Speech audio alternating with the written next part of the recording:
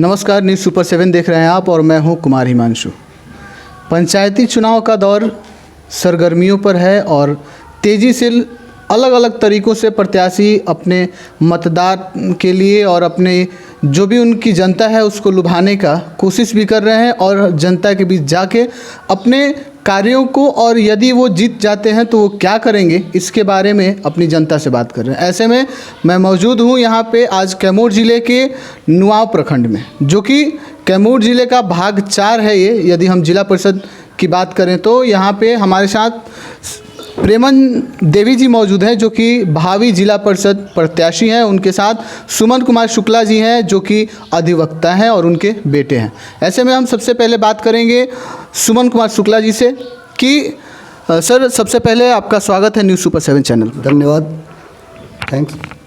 Sir, सबसे पहला हमारा आपसे सवाल होगा कि पंचायती चुनाव में अपने दांव आजमाने का सबसे बड़ा कारण क्या है? मैं प्रारंभ से देख रहा हूं कि कैमूर जिला का नुआव प्रखंड 4 बार से यहाँ जो भी प्रत्याशी रहा जिला परिषद का 4 बार से जीतता रहा। मेरे प्रखंड का, खासकर नुआव प्रखंड का कोई विकास नहीं किया गया और कोई ध्यान नहीं दिया गया। यह प्रखंड हमेशा से उपेक्षित रहा है, जबकि यहाँ जिला परिषद के चेयरमैन भी रहे लोग, लेकिन कोई ध्यान नहीं दिया गया। मेरे अंदर ये जग आया कि नहीं, इस प्रखंड का विकास होना चाहिए, पिछड़ा नहीं रहना चाहिए। ऐसी स्थिति में मैं निर्णय किया कि नहीं, माताजी को चुनाव लड़ाऊंगा और यहाँ के नौजवानों के लिए, यहाँ वयोवृद्धों के सम्मान के लिए, नौजवानों को शिक्षा के लिए काम करूंगा। खासकर शिक्षा, सिंचाई और सड़क के लिए प्रोत्साहित करूंगा। स्वास्थ्य का भी बहुत तरह से ऐसे हैं जहाँ की हमारे इलाके में कोई स्वास्थ्य केंद्र नहीं है। ऐसे दूर दराज कोई बीमार होता है तो जाना पड़ता है। तो यह सब देखते हुए मुझे पंचायती चुनाव में भाग लेना पड़ रहा है।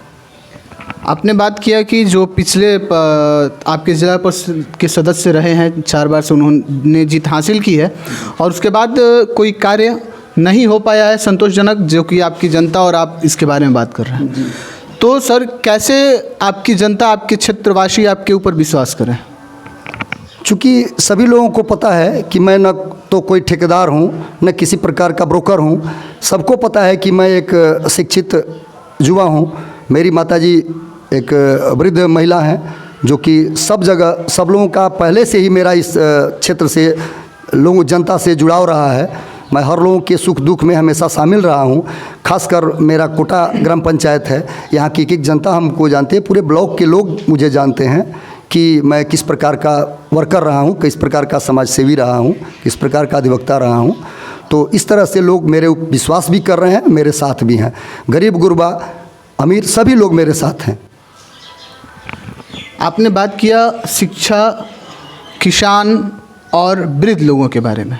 सबसे पहले हम लोग किसान के बारे में बात करेंगे, क्योंकि वर्तमान समय में देखा जा रहा है कि किस तरीके से लोग खाद, बीज, अन्य तरीक़ों से वो लोग मतलब या तो कभी सिस्टम से लड़ रहे हैं, कभी अलग तरीके से उनको खाद या बीज की उपलब्धता नहीं हो पाती है। ऐसे में यदि आप जीत के जाते हैं, मनोनीत होके जाते हैं, आपकी जनता आपको जिताती है, तो उसके लिए आप क्या करेंगे?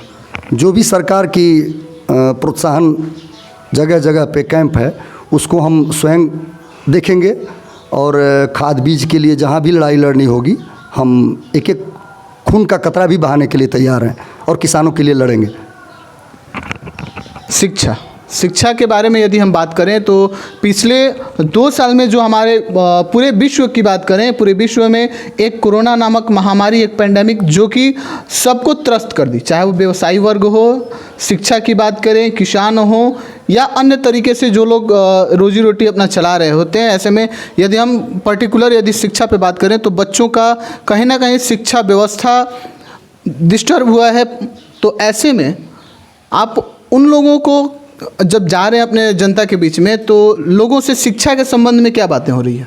जी, शिक्षा के संबंध में यह तो सार्वजनिक समस्या थी, लेकिन सबसे बड़ी समस्या यहाँ ये थी कि हमारे यहाँ पूरे प्रखंड में, इतना बड़ा प्रखंड है, 10 पंचायत है इस जिला परिषद में, लेकिन एक भी गवर्नमेंट महाविद्यालय नहीं है। तो ऐसी स्थिति में ये इस पिछड़े इलाके के लिए गवर्नमेंट महाविद्यालय के लिए मैं प्रयासरत रहूँगा और चाहूँगा कि आगे की उच्च शिक्षा के लिए भी हमारे लड़के आएँ। सरकारें तो बातें करती हैं कि बहुत विकास हो रहा है, चाहे वो शिक्षा की व्यवस्था हो, नए नए तकनीकों से, ऑनलाइन सिस्टम से पढ़ाई भी करवाई जा रही है। सरकारी विद्यालय में मिड डे मील या अलग अलग तरीक़ों से बच्चों को वो सुविधाएं दी जा रही हैं। तो ऐसे में आपका ये जो क्षेत्र है ये कैसे वंचित रह गया? चूँकि हमारे जो अभिभावक हैं उनको अधिक से अधिक मात्रा में जागरूक करना होगा।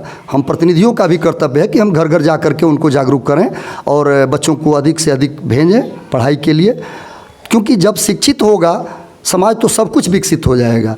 इसलिए शिक्षा होना ज़रूरी है और हम सब लोगों को जागरूक करेंगे, ये प्रतिनिधि का ही कर्तव्य है। और ख़ासकर निचली इकाई जिला पंचायत होता है और पंचायत से ही सब कुछ शुरुआत होगा। विधानसभा और सांसद का तो ऊपर का है, लेकिन निचला स्तर से हम लोग गांव से जुड़ेंगे। क्योंकि आपने कहा कि निचले स्तर से हम अपने गांव से जुड़ेंगे, तो कहा जाता है कि यदि पूरे भारत का दर्शन करना है तो गांव में जाओ। यदि पूरे भारत को आप देखना चाहते हैं, समझना चाहते हैं, तो अपने गांव में जाइए। यदि उस गांव का आप विकास देख पाएँ तो कहीं ना कहीं आप पूरे भारत का दर्शन कर पाते हैं। ये कहाँ तक आप इस बात से सहमत हैं? जी बिल्कुल सहमत हूँ, क्योंकि गांव का जब तक विकास नहीं होगा, अधिक जनसंख्या गांव से निकलती है, गांव के ही लोग जाके शहर में भी बसते हैं, 1-2% लोग ओरिजिनल शहरी हैं। तो गांव का विकास होना ज़रूरी है। अब जब गांव का विकास होगा तो अपने आप स्वयं विकास हो जाएगा।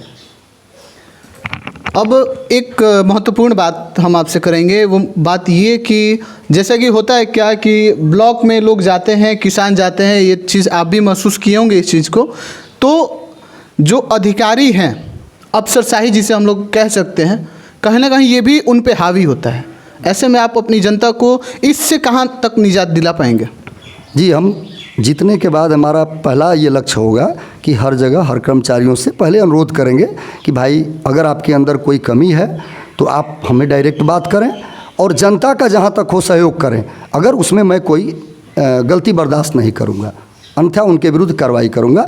तमाम फोरम है कार्रवाई करने के लिए, विजिलेंस है और भी कार्रवाई है जो कि लोग नहीं समझ पाते हैं और जैसे लाभ भी नहीं दिलवा पाते हैं, तो मैं इसके लिए लड़ूँगा।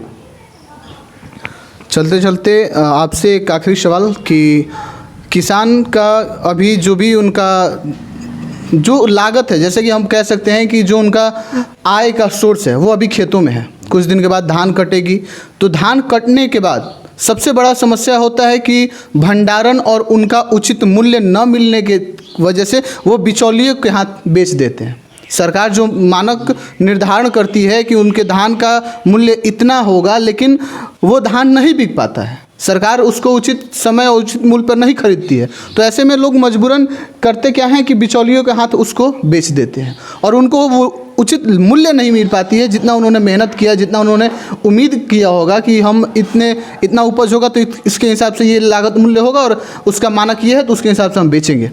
तो ऐसे में आप उन लोगों के लिए क्या करेंगे? जी, इसके लिए एक फोरम है पैक्स, तो पैक्स अध्यक्ष को हम लोग जागरूक करेंगे, गांव के किसानों को भी जागरूक करेंगे। उनके ऊपर अगर कोई गड़बड़ी होगा तो दबाव बनाएंगे कि भाई आप अधिक से अधिक किसानों का क्रय करें ताकि उनको लोकल मार्केट में न जाना पड़े, आप क्रय करें और उसका मूल्य दें। और भंडारण का जहाँ तक सवाल है तो गोदाम जगह जगह बन रहा है जिस पर कि पैक्स अध्यक्ष की भूमिका है और वो सहकारिता की भूमिका है। उसके लिए कोई भी गड़बड़ी होगा तो हम लोग लड़ाई लड़ेंगे। बिचौलियों को बेचने के लिए आपको, जैसे बिचौलिए को बेचने को लोग मजबूर हो जाते हैं, इसका क्षेत्रीय कारण क्या समझते हैं आप? और क्षेत्रीय कारण है कि प्रारंभ में लोग बहुत चीज़ें नहीं समझ पाते हैं। गांव के जो लोग हैं वो अपने अधिकार को नहीं समझ पाते हैं। उस अधिकार को हम लोग जागरूक करेंगे कि भाई आपका अधिकार है, आप पैक्स अध्यक्ष के यहाँ दें, वहाँ जहाँ सहकारिता का जो क्रय केंद्र है वहाँ बिक्री करें। तो इस तरह से लोगों को भी जागरूक करना होगा, हम लोग जागरूक करेंगे एक प्रतिनिधि होने के नाते। हम लोग यदि बात करें नामांकन की प्रक्रिया के बारे में, नामांकन की क्या प्रक्रिया आपके यहाँ? नामांकन की प्रक्रिया अनुमंडल में जिला परिषद का होता है, मोहनिया अनुमंडल में होगा। चूँकि हमारा क्षेत्र मोहनिया में पड़ता है, तो जनता के सेवक के रूप में हमारे माताजी का नामांकन 9 तारीख को शनिवार को कोटा से चलकर नुआ होते हुए और मोहनिया अनुमंडल में नामांकन किया जाएगा।